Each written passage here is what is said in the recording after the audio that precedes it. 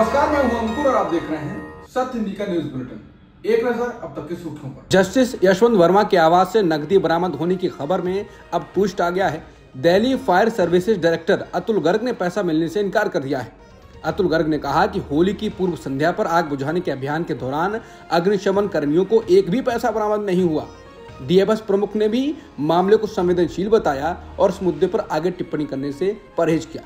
इसके बाद पत्रकार रोहिणी सिंह ने सवाल उठाए। उन्होंने कहा कि जस्टिस यशवंत वर्मा के संदिग्ध मामलों की जांच कर रहे सुप्रीम कोर्ट को स्थानीय पुलिस अधिकारियों, दमकल कर्मियों, दिल्ली अग्निशमन प्रमुख और जस्टिस वर्मा के फोन फॉरेंसिक जांच के लिए भेजने चाहिए।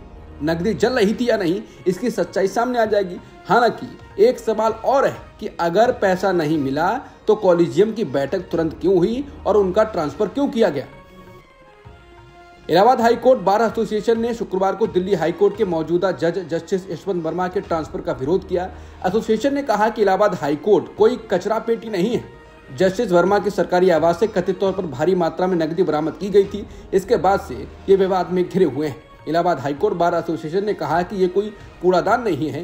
न्यूज एजेंसी पीटीआई के मुताबिक एसोसिएशन ने एक प्रस्ताव पारित कर कहा, हमें ये जानकर आश्चर्य हुआ कि सुप्रीम कोर्ट ने जस्टिस वर्मा को इलाहाबाद हाईकोर्ट में ट्रांसफर कर दिया। इस प्रस्ताव पर एसोसिएशन के अध्यक्ष और वरिष्ठ अधिवक्ता अनिल तिवारी के हस्ताक्षर हैं।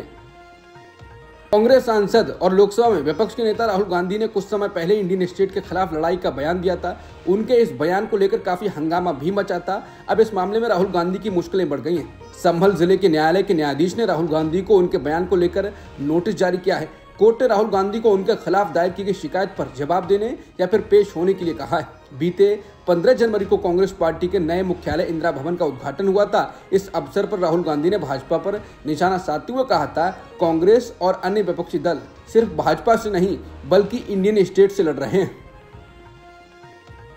कांग्रेस नेता राहुल गांधी ने गुरुवार को शिक्षाविद और अर्थशास्त्री सुखदेव थोराट के साथ दलितों की शासन, शिक्षा, नौकरशाही और संसाधनों तक पहुंच और जातीय जनगणना के विषय पर चर्चा की। इस बातचीत का एक वीडियो भी राहुल गांधी ने पोस्ट किया है, जिसमें वो जातीय जनगणना के महत्व के बारे में चर्चा कर रहे हैं। वीडियो में राहुल गांधी ने कहा कि दलितों और पिछड़ों के पास जातीय जनगणना का संवैधानिक अधिकार है, लेकिन ऐसा न करके उनका हक छीना जा रहा है। उन्होंने कहा कि जातीय जनगणना न कराकर उनके साथ अन्याय हो रहा है। संविधान में सभी भारतीयों को एक समान अधिकार हासिल है और सबको बराबरी के साथ देखा जाता है, लेकिन सरकार इसे स्वीकार नहीं करना चाहती है। राहुल गांधी ने कहा कि बीजेपी और आरएसएस ने दलित, आदिवासी और पिछड़ों के इतिहास को मिटा दिया है।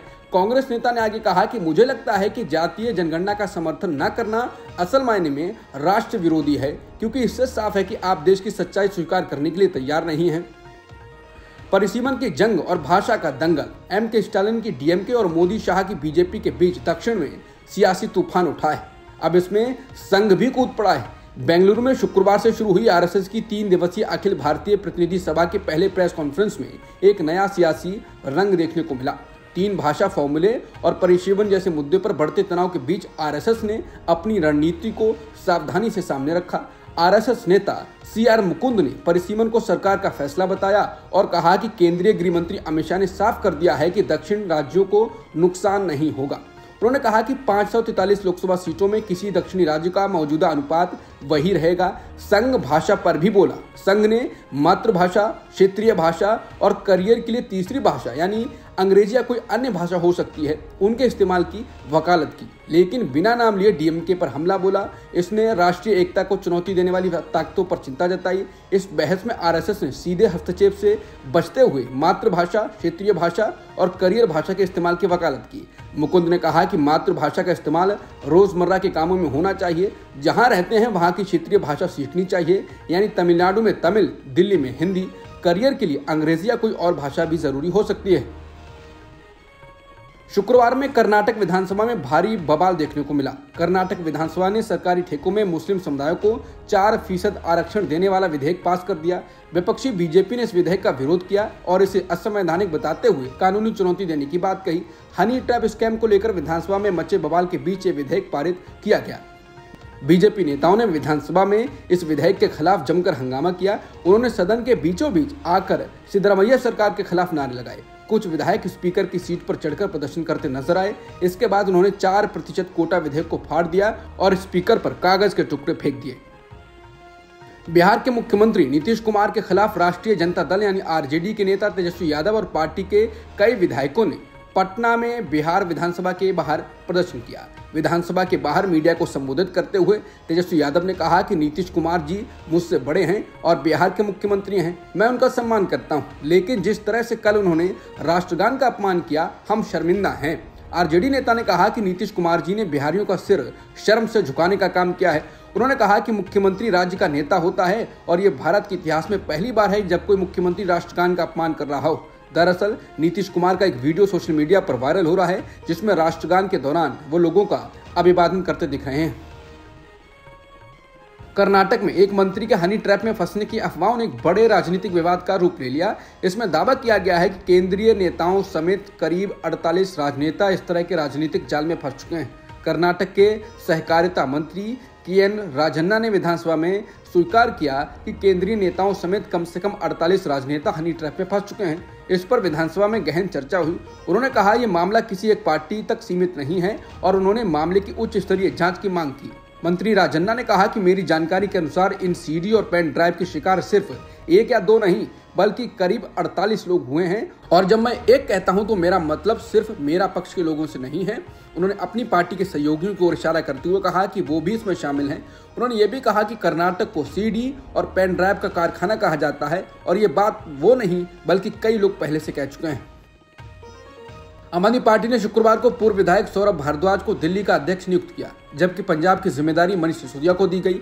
आपका यह फैसला तब आया है जब हाल ही में पार्टी ने दिल्ली की सत्ता गंवाई है। दिल्ली के अलावा गुजरात, गोवा, पंजाब और छत्तीसगढ़ में नए प्रभारी और सह प्रभारी नियुक्त किए गए। इनमें दिल्ली के पूर्व डिप्टी सीएम और आप नेता मनीष सिसोदिया को पंजाब का प्रभारी नियुक्त किया गया।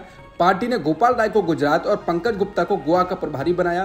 वहीं आप सांसद संदीप पाठक को छत्तीसगढ़ का प्रभारी बनाया गया है और जम्मू कश्मीर के प्रदेश अध्यक्ष की जिम्मेदारी महराज मलिक को दी गई है। केंद्रीय गृह मंत्री अमित शाह ने शुक्रवार को राज्यसभा को संबोधित करते हुए आतंकवाद, कश्मीर और नक्सलवाद पर चर्चा की। कश्मीर पर बात करते हुए उन्होंने कहा कि कश्मीर में लोकतंत्र, विकास और खुशहाली का नया दौर शुरू हुआ है। उन्होंने कहा कि नरेंद्र मोदी जी के आने के बाद आतंकवाद के खिलाफ जीरो टॉलरेंस की नीति अपनाई गई। हमारे आने के बाद भी हमले हुए, पहले होते थे लेकिन कुछ नहीं होता था, कोई कुछ नहीं बोलता था, लोग भूल जाते थे। मोदी जी के आने के बाद उरी और पुलवामा में हमला हुआ। 10 ही दिन में पाकिस्तान के घर में घुसकर सर्जिकल स्ट्राइक और एयर स्ट्राइक करके जवाब दिया गया। उन्होंने बताया कि डोंगरी, हिंदी और उर्दू को जम्मू कश्मीर की राज्य भाषा का दर्जा दिया गया है और राज्य में पहली बार भ्रष्टाचार को रोकने के लिए एंटी करप्शन ब्यूरो बनाया गया है। न्यूयॉर्क टाइम्स की एक रिपोर्ट के अनुसार अमेरिकी राष्ट्रपति डोनाल्ड ट्रंप के करीबी और अरबपति व्यवसायी एलन मस्क को पेंटागन की टॉप सीक्रेट सैन्य योजनाओं तक पहुंच मिल चुकी है। रिपोर्ट में दावा किया गया है कि अगर भविष्य में चीन के साथ युद्ध की स्थिति बनती है तो अमेरिका की सैन्य रणनीतियों पर चर्चा की जिम्मेदारी एलन मस्क को दी गई है। मीडिया रिपोर्ट्स के मुताबिक सरकारी दक्षता विभाग के प्रमुख एलन मस्क शुक्रवार को पेंटागन के रक्षा विभाग के कार्यालयों का दौरा करने वाले हैं। वहीं डोनाल्ड ट्रंप ने न्यूयॉर्क टाइम्स की रिपोर्ट का खंडन किया है। ऑकलैंड में पाकिस्तान और न्यूजीलैंड के बीच चल रही 5 मैचों की टी20 सीरीज के तीसरे मैच में पाकिस्तान के बल्लेबाज हसन नवाज ने सिर्फ 44 गेंदों पर शतक लगाकर इतिहास रच दिया। नवाज की शानदार बल्लेबाजी की बदौलत पाकिस्तान ने यह मैच 9 विकेट से जीत लिया। हसन नवाज टी20 इंटरनेशनल में पाकिस्तान के लिए सबसे तेज शतक लगाने वाले बल्लेबाज बन गए हैं। उनसे पहले यह खिताब पाकिस्तान क्रिकेट टीम के पूर्व कप्तान बाबर आजम के नाम था। अब तक की खबरों में इतना ही। बाकी खबरों के लिए बने रहिए सत्यहिंदी.com के साथ।